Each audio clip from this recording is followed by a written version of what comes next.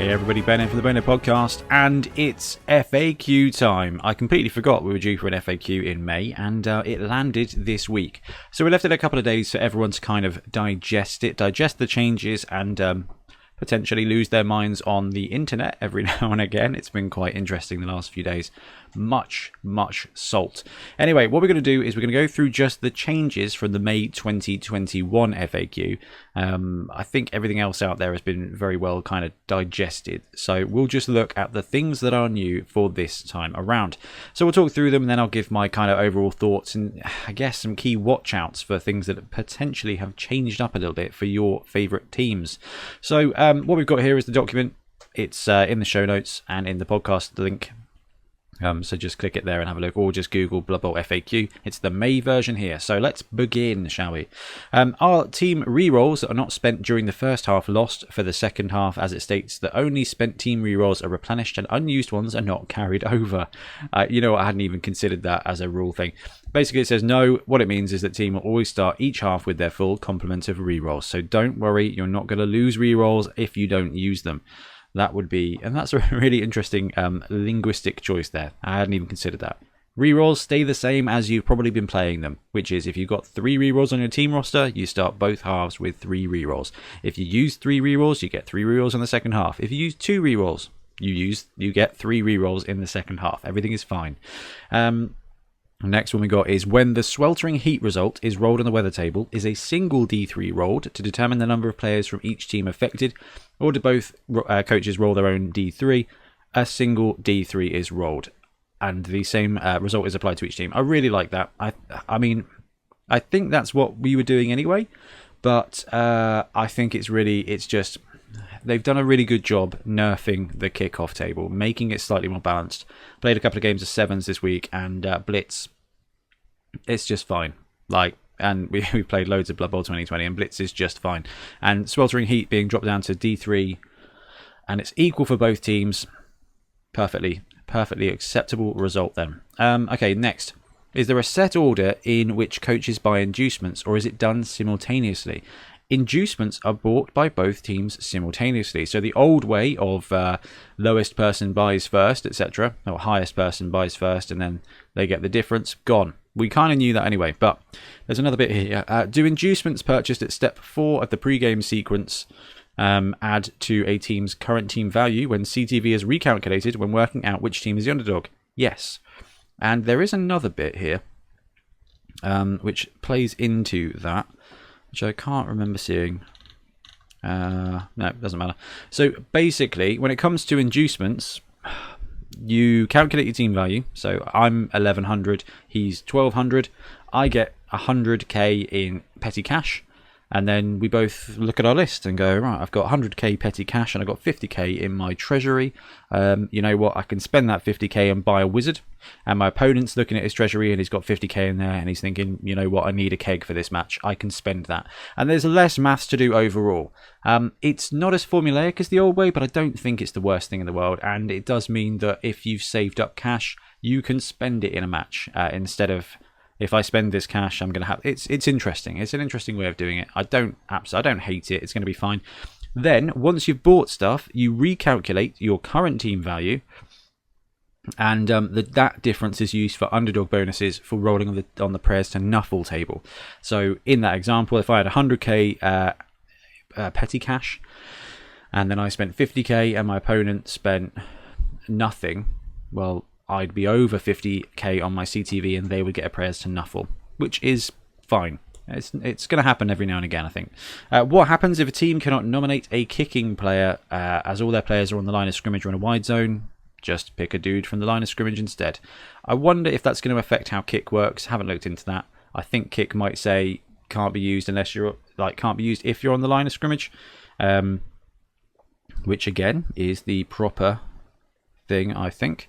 When a blitz result is rolled on the kickoff table, it states one player may perform a blitz action and one may perform a throw teammate.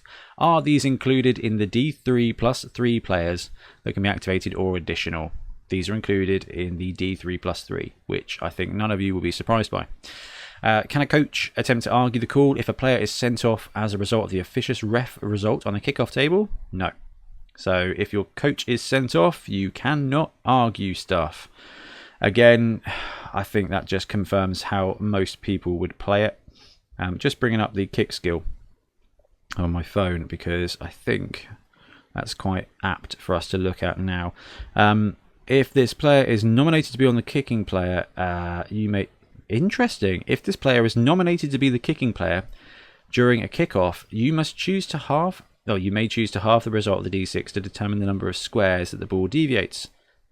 Okay, that's interesting. So if you do have a kick player and everybody is on the line, as all their players are either on the line of scrimmage or in a wide zone, you can still choose a player on the line of scrimmage to be kicked. So if you've got a kick lineman, you can still deploy him on the line if everybody is on the line or in the wide zone. Minor thing, but may come up.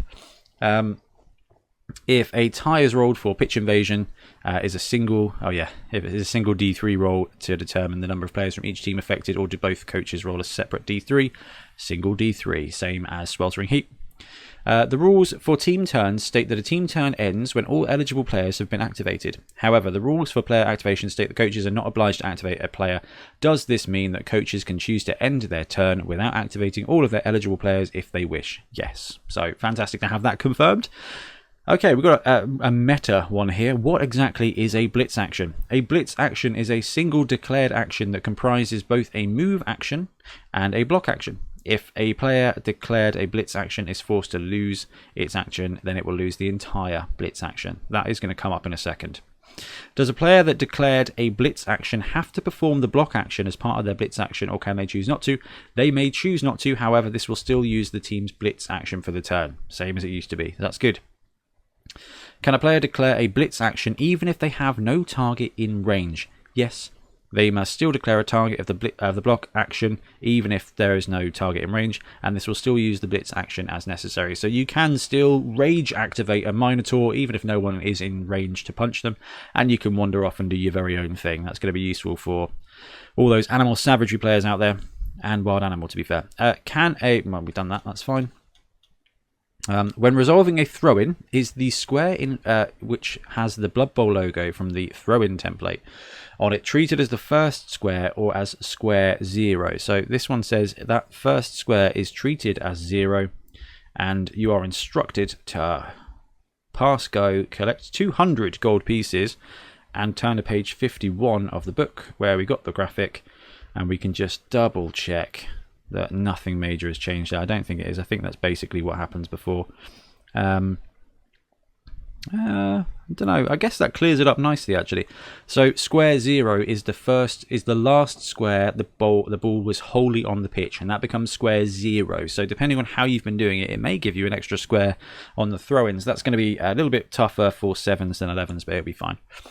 What happens if a player suffers a characteristic reduction as a result of an injury, but the characteristic would be reduced is already at its minimum value? For example, strength 1 player that suffers a dislocated shoulder, -1 strength.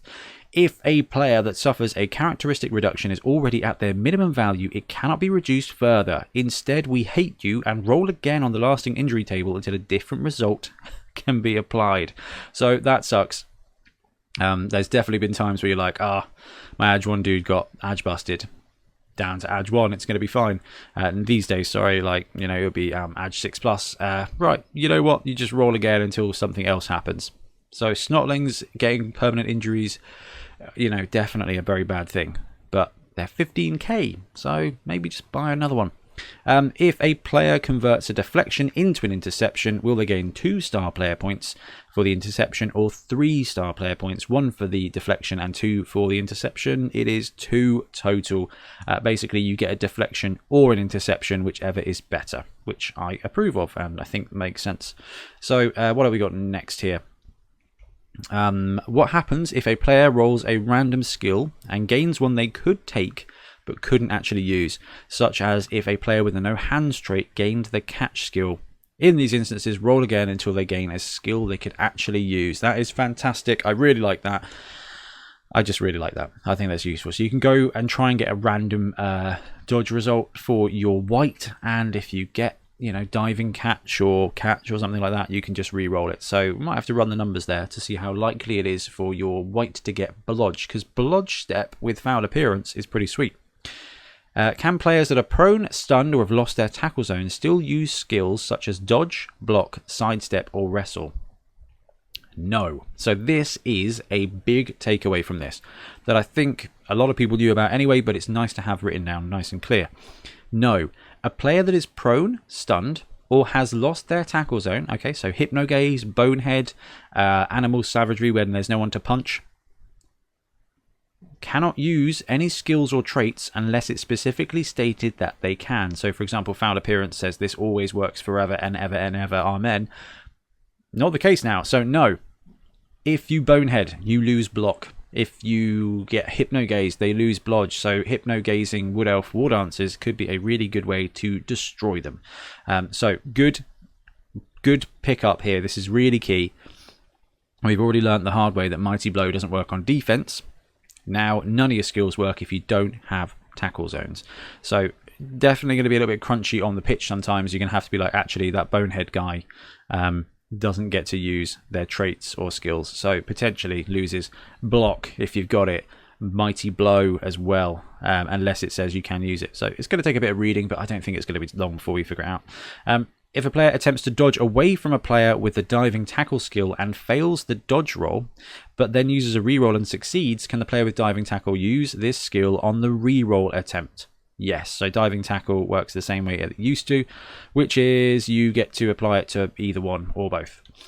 What happens if the ball lands in the tackle zones of multiple players from the same team with the diving catch skill? Each player gets to try and catch the ball in an order chosen by the controlling coach. That's pretty good. So if you've got a couple of diving catch players and they're next door to each other, they both get a chance to catch it. That's fantastic if there is Hail Mary Pass. Oh no, that's foreshadowing. Hail Mary Pass, we're going to talk about that. What happens if the ball... Ow, my hand again, for goodness sake. What happens if the ball lands in the tackle zones of multiple players from opposing teams with the diving catch skill? So each player may attempt to catch the ball in an order chosen by the active team's coach. So if you've got a diving catch dude, and they've got a diving catch dude, you're the one throwing the ball, you get to decide who goes for the catch first. My advice is your guy. Can the dodge skill be used on moves outside of a player's activation, such as those provided from on the ball or a blitz result from the kickoff event? No. The dodge skill can only be used to re-roll a dodge roll during that player's activation during their own team turn. So if you're on the blitz, dodge does not work. Team rerolls don't work on the blitz anyway. And interesting, this is going to affect on the ball too. And you won't be able to use a team reroll. So on the ball with a player, even if he's got down, dodge is going to be a bit tough. But I think that's potentially fine. I mean, no one throws anymore, right? If a player with a safe pair of hands skill is targeted by a block action performed by a player with the strip ball skill, and they suffer a pushback result, can they still use safe pair of hands? No. So strip ball basically removes sure hands and safe pair of hands. Makes sense. If a player with a safe pair of hands skill is knocked down and there are no empty squares for them to put the ball in, what happens? Safe pair of hands at that point stops working and it bounces as normal. Can the sure feet skill be used on moves outside of a player's activation, e.g. blitz? No, sure feet can only be used during that player's activation, same as dodge. Can the pro skill be used? Same again. No, it can only be used during that player's activation. If a player has both the pro and brawler skills, can they re-roll a single both down result for brawler and then use the pro skill to attempt to re-roll another dice from the dice pool? Yes, so long as the same dice isn't re-rolled more than once. And if you want to see how mathematically brawler and pro work, go watch one of our Theory Thursdays where we talk about, I think it's just pro. I think go watch the pro episode. We break down the numbers on that. If a player with the foul appearance skill is chosen as the target of a blitz action, when do they roll to see if the action is wasted? As soon as the blitz action is declared. This will mean that if they fail, they lose their entire action, including movement and the block part. So, foul appearance, getting better here, potentially, depending on how you read the rule before. I hadn't considered it, which is interesting. So, Minotaur, because there's always a Minotaur on my desk, at least one. People have been asking to bring up Minotaur Monday, and I think I'm going to have to make that happen. So Minotaur declares a blitz on something with foul appearance. Let's go for a cheeky white. Rolls the dice. Is he too angry to blitz? No, you get that. Then you roll foul appearance. You roll a 1 for foul appearance. This guy doesn't even move. So some people have gone, this is crazy, that doesn't make a lot of sense. Actually, if you've ever played Warhammer Fantasy Battle, it's akin to a fear test for the charge. Okay, so you're like, right, let's go punch that. No, I don't think I'm going to want to do that. It's different, I guess, running at someone, deciding to run at someone, than it is to run kind of near them or past them. Potentially, I mean, if there was like a bear, would I want to run at the bear screaming? Would I be more likely to run past the bear? I think I'd be more okay running past the bear than I would running at the bear screaming. So I guess I kind of understand blitzing. Never blitz bears. I feel like that's a reasonable safety announcement. So we've done that. That's quite cool. I like that. I think that does boost up Nurgle ever so slightly. I mean, it's always fun to blitz stuff, but kind of historically you'd just run up to them, tag them at least. At least you'd mark them. That's going to be different. Can any of the passing skills that are used when performing a pass action also be used when performing throw teammate? No. We all knew that already, and it's very sad. Is a Hail Mary pass treated as a long bomb when determining any modifiers for testing accuracy? Yes. So this is interesting. So we need to talk about Hail Mary pass now. So let's have a look. Oh, I've lost my flipping page now where my skills were. So basically this means that you are suffering -3 to your passing quality test, or whatever it's called now, your passing skill test when making a cheeky Hail Mary pass. This is going to affect you bombers out here. And also, it's always great fun to get a couple of catches with diving catch and a dude with Hail Mary and just lob it up there. Always has been great fun and has been remarkably effective. So for those players that always wanted a different thing to do, that was kind of the best way to do it. So Hail Mary pass. When this player performs a pass action or throw bomb action, the target square can be anywhere on the pitch and the range ruler does not need to be used. A Hail Mary pass is never accurate regardless of the result of the passing ability test. It will always be inaccurate at best. A passing ability test is made and can be re-rolled as normal in order to determine if the Hail Mary pass is wildly inaccurate or is fumbled. A Hail Mary pass cannot be interfered with. This skill may not be used in a blizzard. So, the way Hail Mary pass reads is you have to make a passing ability test. For example, Snotling with Hail Mary pass, passing 4+, you need to roll a 4+, okay? Now it is -3 because it's now treated as a long bomb. So it is now basically bad all of the time. Because remember, anything less than a 1 is wildly inaccurate, or 1 or less. So at -3, you are looking at 1, 2, 3, all wildly inaccurate. A natural 1 being a fumble. A roll of a 4 being reduced to a 1, which is wildly inaccurate, and then a 5 and 6 just being inaccurate. So Hail Mary pass definitely got hurt here, and it's a bit of a shame. However, if they were finding that the Hail Mary pass throw game was too effective, then fair enough, I guess. It does just hurt the little Snotling guys, which is a massive shame because it is great fun. However, it's kind of how the rule was written before, I guess, but the long bomb modifier basically means that Hail Mary pass with a bomb is going to result in your bomb throwing around you, which is quite interesting. If a player with leader is removed from the pitch before their reroll has been used, then the reroll would be lost. If the player would subsequently return to the pitch after recovering a KO or something, is the reroll available? Yes. So you get to use that leader reroll once per turn, as long as your dude is on the pitch when you get to do it, even if they're stunned. If multiple players on the team have on the ball, can they all move if an opposition player declares a pass action? Yes, if their controlling coach wishes.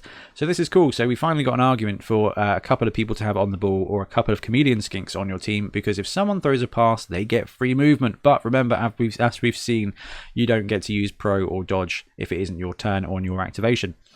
What else we got now? Can a player with the guard skill still provide offensive and defensive assists when they've lost their tackle zone? No. Losing tackle zone, you lose your everything fun. Okay, so Ogre, Bonehead, goodbye guard. we knew this. Okay, Hypno Gaze kind of got buffed. This is really useful. Can the guard skill be used to provide offensive and defensive assists when the player is performing a foul action? Yes. I'm not sure. Okay, fine. I'm not sure that's different. If a player with multiple block also has the grab skill, can they place the second opposition player that they blocked into the square that was initially occupied by the first opposition player that they blocked? No, as both blocks happen simultaneously. Kind of an edge case, perhaps, but it means you can't just shuffle guys sideways. They have to end up in different squares. So, yeah, fine. Happy with that. When a player with the multiple block skill declares 2 adjacent opposing players as a target of that block, do both opponents grant defensive assists to each other if there are no other players from the active team marking it? No, which is awesome. So, strength 4 guy with multiple block against 2 strength 3 guys. Nah, it's always going to be bad, isn't it? Alright, they just don't get the assist. Does the free foul action from pile driver happen before or after making the armor roll? For the player being down, after, so long as the player is still on the pitch. So you punch them, you knock them down, you roll armor. After the armor roll, you can pile drive them. And this has got interesting here, guys. The pile driver skill states that the player performing the block action may then perform a free foul action against the knockdown player. Does this free foul action mean that it does not count towards the team's 1 foul action per turn, or does it mean that the player can perform this action for free? This means the player may perform this action for free. This skill cannot be used if the team has already used their foul action for that team turn, and if used will mean that another player cannot also make a foul action during the same team turn. So, if you've fouled, you can't pile drive. If you pile drive, you can't foul. If you've got 2 dudes with pile driver, you lose Blood Bowl, okay? Because you cannot use both of them. You cannot use that skill. I think it's a bit of a shame. I think it's probably fine, and it's not going to come up very much anyway. But I guess let's be constructive about this. Further on down the line, if a team's got 3-4 players with pile driver, throwing those extra fouls is risky, but it is going to hurt the game. Okay, so if you can't, that's going to be it. Protecting that, I guess, is right. I feel like they should have just said pile driver skill can be used once per turn per team. That's it. 1 dude can pile drive, 1 dude can foul, and if you've got the Black Goblin, another dude can foul. But that's not the case. This uses your foul action. So, pile driver. It's still fun on the Death Roller because your dwarves aren't going to be fouling that often, and when it comes to the old Snotlings, potentially still good fun to put on a pump wagon because you get +2, and maybe one of your trolls is going to have guards, so +3 with a cheeky pile driver could be really good fun. If a player with animal, this is really good. This is good clarification here. If a player with animal savagery knocks down a friendly model, are they forced to use claws, mighty blow, pile driver, etc.? Or can they choose not to? The only skills which the opposing coach may use if a player with animal savagery punches their own friend is claws and mighty blow +X. In this case, treat the knockdown as being the result of a block action. So, if you've got pile driver and you don't want to lose your foul action, you're now covered. So it's a little bit better. Claws and mighty blow is going to hurt you a little bit, but I personally think it's worth it.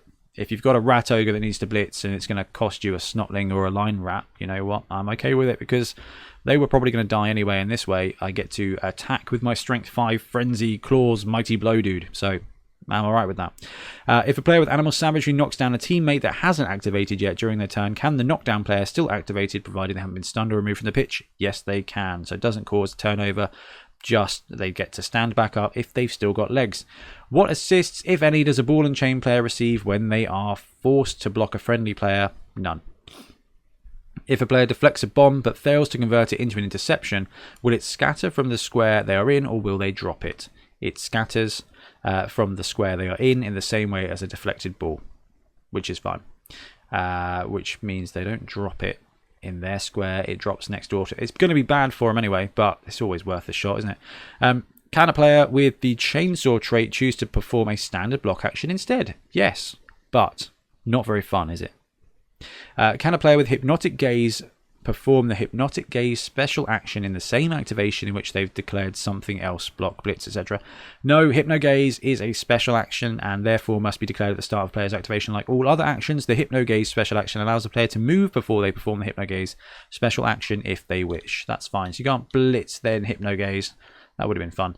The secret weapon trait states that at the end of a drive in which they participated, they will be sent off for committing a foul. Does this mean you can argue the call in this instance? Yes, it does. For scoring additional league points, will a team score the additional +1 for conceding 0 touchdowns only if their opponent concedes the game having not scored a touchdown, or does this mean the team simply needs to not concede a touchdown during the game? A team will score this bonus league point if their opponent fails to score any touchdowns. Fine. When rehiring players, does the agent's fee of 20,000 gold pieces apply for each previous season, including the one that's just finished? Yes. Can a team with Masters of Undeath special rules still attempt to raise the dead if the Necromancer has been sent off? Yes. What happens if Grombrindle gives the Mighty Blow +1 skill to a player that already has it? Nothing fun happens, no effect. Okay, yeah, alright. That would have been a clever way to sneak in Mighty Blow +3 on a player or something. That'd be wicked. Can Grombrindle use his Wisdom of the White Dwarf to give another star player one of the listed skills? Yes. Even the most decorated of players can benefit from the glorious wisdom of the White Dwarf. We got another couple of bits here as well. Stalling. Oh, this is stuff that just changes bullet points and things like that. So stalling, if the player is able to move into the opposition's end zone without needing to roll any dice. This includes, but is not limited to, dodge, leap, that kind of stuff. That's fine. Jump up. This skill may still be used if the player is prone or has lost their tackle zone. Fair enough. Safe pair of hands. This skill may still be used if the player is prone.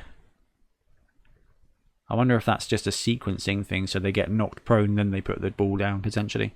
Foul appearance. This skill may be used if a player is prone, stunned, or has lost their tackle zone. Makes sense. Ironhard skill. Ironhard skin. Same thing again. Ball and chain.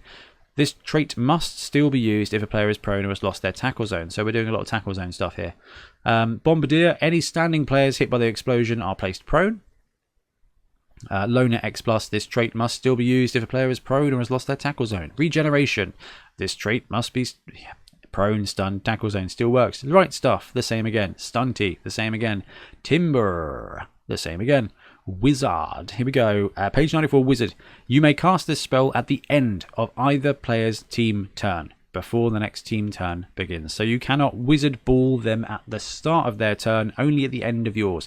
So it happens outside of their team turn. So if you fireball them at the start of their turn and they got the ball and the ball pops out, that's a fumble, that's a turnover. You cannot do that anymore. You can only do it at the end of your turn before their turn starts. Okay, this is the end step. This is the end step. Redraft. Add the following to the end of the section. A team's dedicated fans value will carry over to the new team draft list. Teams do not have to pay for these. They are free, though they will still affect a team's value. I don't think dedicated fans affected their team value. Maybe I was wrong. And then there's 5 pages of emptiness there for this. So that is the May Designers Commentary FAQ. Okay. What are the big takeaways here? A reminder that Bonehead means, so losing your tackle zones, Hypno Gaze, Bonehead, Animal, Savagery. Losing your tackle zones loses your skills for that period of time as well. So if it's your turn and your guard ogre is standing next to someone you want to punch, guard does not work until you switch that player back on. Same now for Hypno Gaze. So while Hypno Gaze is not brilliant odds and it's always a risky skill, it will be a great combo piece now. Like I said, for example, with a War Dancer, one dude comes up to him, Hypno Gazes all his skills off, the next guy comes in and flattens him to the ground. If that's what you're doing with it, then I approve, I guess. Hail Mary Pass nerf is a bit sad for Snotlings. It now means that instead of a cheeky 4 or 5+ or whatever it was, you're now doing it on a 6, and it's mostly going to be throwing bombs in your backfield. They don't cause turnovers. Snotling players are not going to be put off by this. It's just going to be a lot less effective, which is sad. It does mean that the passing stat up gets better, but a very expensive way to build artillery. But the guys are 20k a piece, so I think it's probably all right. What else was there? So skills not being able to be used in your opponent's turn, like dodge and things like that, does make sense. I think that's different to how it used to be, but maybe not. A lot of the balancing stuff there for, sweltering heat, things like that, that works. I like that a lot. And the rest of it was just mostly clarification. And yeah, I think it's fine. I think it's fine. Hail Mary Pass is a bit of a nerf. The skills being switched off is something to be aware of. I like that some of our skills got better. Hypno Gaze kind of got better with the way it interacts here. Foul Appearance definitely got better. So actually, if you're a mutation wielding team, this is interesting. It got a bit better on that one. And even though you can't use dodge while you're doing it on the ball with multiple players, tell you what, if you're an elf team, everybody having on the ball, if they throw the ball, half your team's moving. Now that's definitely one to watch. Although it's a passing skill, so it's not going to come out that often. Unless you are high elves or pro elves. Interesting. Having everyone gain 3 squares with Edge 2+ could be really effective. A really effective way of shutting down the passing game. Anyway, guys, I just wanted to put this together to read through it, to kind of chat about some of the key things, because this is the biggest update I think we're going to get in a little while. We've had Death Zone. I was hoping we'd see some bits for Death Zone, clarifying 7s and stuff like that, but it'll be fine. It's only a game, and we can all kind of figure out the best way to play and share knowledge. And I just want to say, let's be positive about this. Like, yes, I know the rules are not what they used to be. They are different. The league rules, for example, in my opinion, I know it's sweet to roll like +1 strength on a dude for no reason, but it doesn't make your league better that way. The league rules are good. So if we're having to lose the Hail Mary Pass bomber, but we're gaining a better league environment, then overall it's still a very positive gauge. Anyway, please let me know what you think about the FAQ and the carnage out there on the internet about people having their cheese moved. It's been fun, and I'm going to disappear, and have a lovely weekend, guys. We'll be back soon with more Blood Bowl content. Happy blocking.